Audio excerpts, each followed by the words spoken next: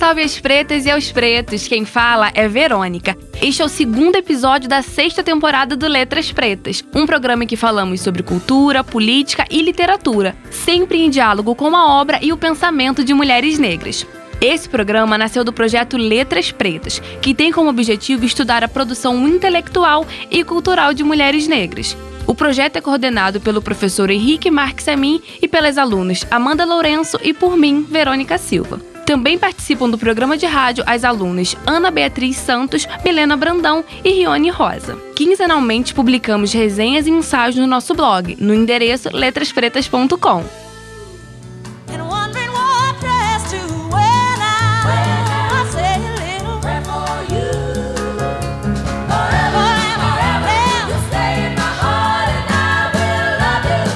No programa de hoje falaremos de um dos grandes nomes da intelectualidade negra, figura que atravessou gerações com suas críticas e reflexões sobre temas como raça, gênero, educação, amor e muito mais.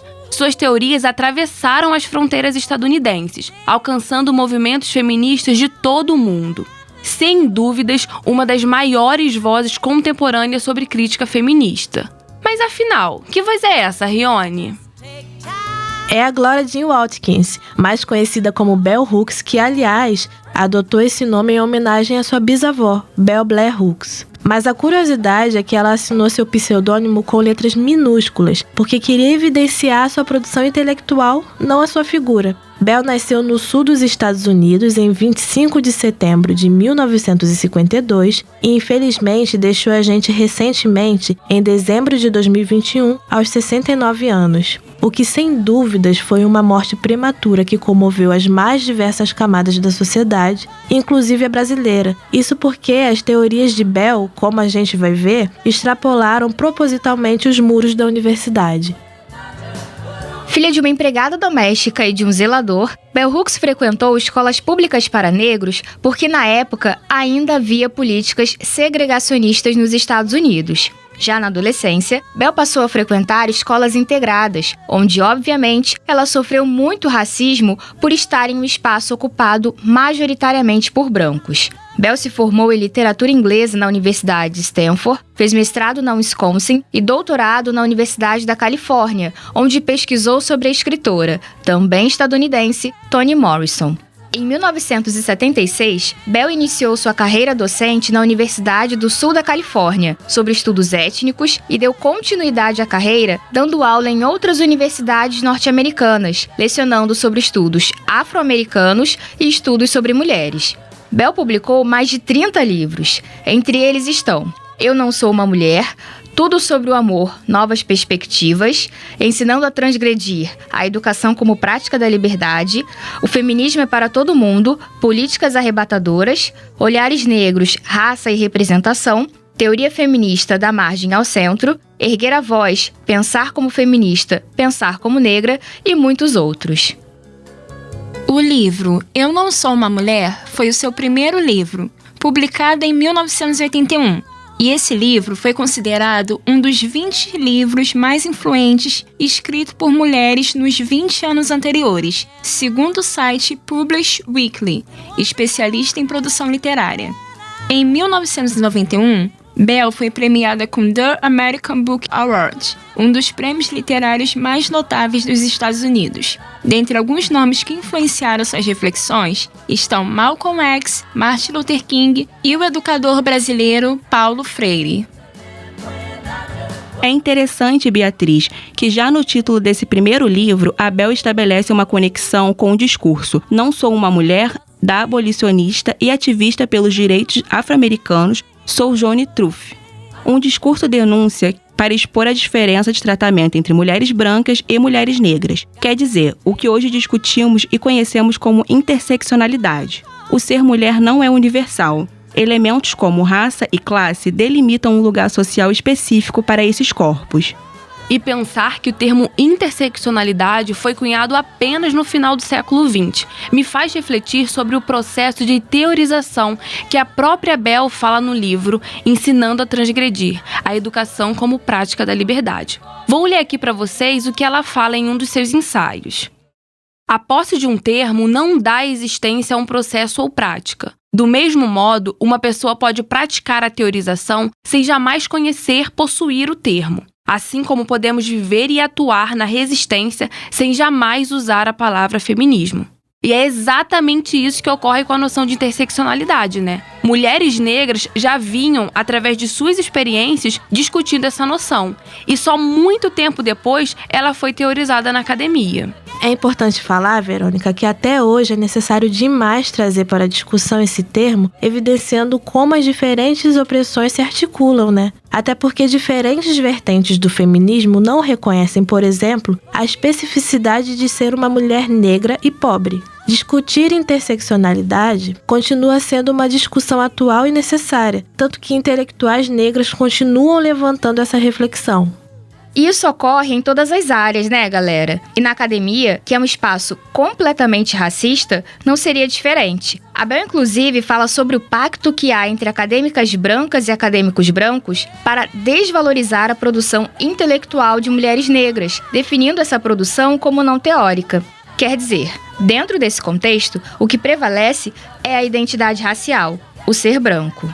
Daí, acontece o que a Bell falou sobre os textos que conseguem alcançar um número maior de pessoas, ou seja, que são escritos de maneira mais acessível. Eles são completamente deslegitimados por essa camada branca que se crê capaz de definir o que é ou não acadêmico. Mas a Bell tem uma escrita mais acessível. Isso porque ela fala de uma teoria capaz de curar.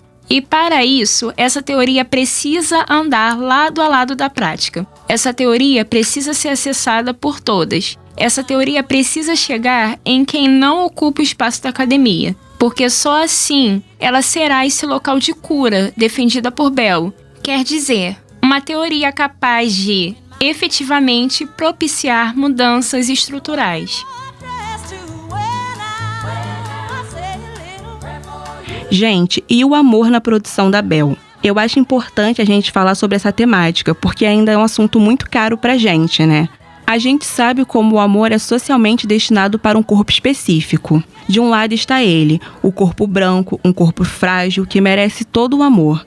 Do outro lado está o corpo negro, um corpo que há séculos está destinado a cuidar do outro. Um corpo estereotipado como forte, como coisa e que por isso não precisa ser amado. Daí vem a Bell, que escreve sobre racismo, epitesmicídio, interseccionalidade e tudo mais que a gente já falou aqui. Mas ela também vai escrever sobre o ponto mais alto da subjetividade humana, a capacidade de amar o outro e, acima de tudo, amar a si.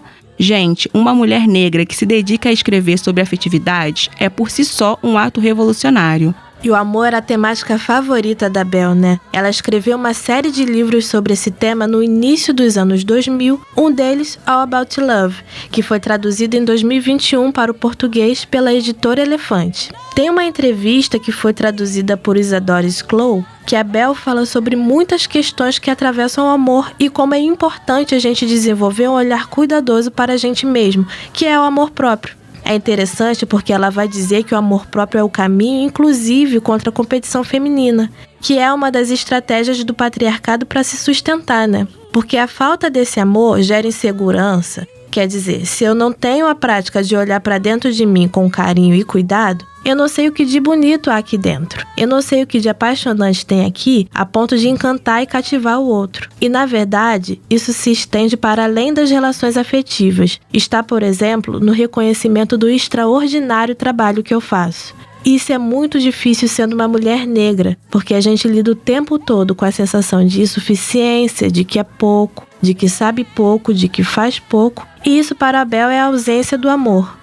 Amanda, lê aí pra gente o trecho da entrevista em que ela fala sobre isso. Isso é importante quando debatemos competição feminina, o fato de que estamos sempre julgando. Anos atrás, costumávamos realizar uma prática nos círculos feministas que era assim. Você consegue passar um dia inteiro como uma mulher sem fazer julgamentos críticos sobre si mesma? Mesmo sem pensar, vem um turbilhão de julgamentos negativos e isso é muito contrário ao amor. Quando eu estava lendo The Will to Change, Man, Masculinity and Love, eu pensei, Bell Hooks, esse livro é muito bom. E eu acho que você deveria fechá-lo e reservar um tempo para ser grata por sua mente realmente inteligente e pelo presente de pensar esses pensamentos. Eu não acho que eu teria sido capaz de fazer isso 20 anos atrás, porque eu teria sido invadida por uma noção como, você se acha, ao invés de, eu tenho a capacidade de analisar honestamente o meu valor. Mulheres amarão mais a si e aos outros se puderem se dar ao direito dessa análise honesta.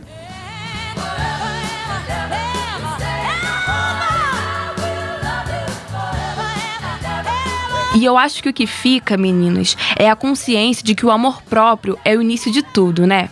É impossível conseguir olhar com generosidade e afeto para o outro sem que isso seja um reflexo do que vejo em mim. Bom, vamos ter que encerrar nosso papo por aqui por conta do nosso tempo. Vamos deixar nossas palavras finais. Continue nos acompanhando, pessoal. Até o próximo programa. Até o próximo episódio. Um abraço e até o próximo programa. É isso aí, pessoal. Até o próximo programa. Lembrando que quinzenalmente publicamos resenhas e ensaios no nosso blog letraspretas.com. Um salve às pretas e aos pretos e até o próximo programa Letras Pretas. Programa Letras Pretas. Locução: Amanda Lourenço, Ana Beatriz dos Santos, Milena Brandão, Rione Rosa e Verônica Silva. Equipe técnica: Gleidson Augusto e Eduardo Sobral. Produção: Rádio UERJ. Realização: Centro de Tecnologia Educacional, CTE.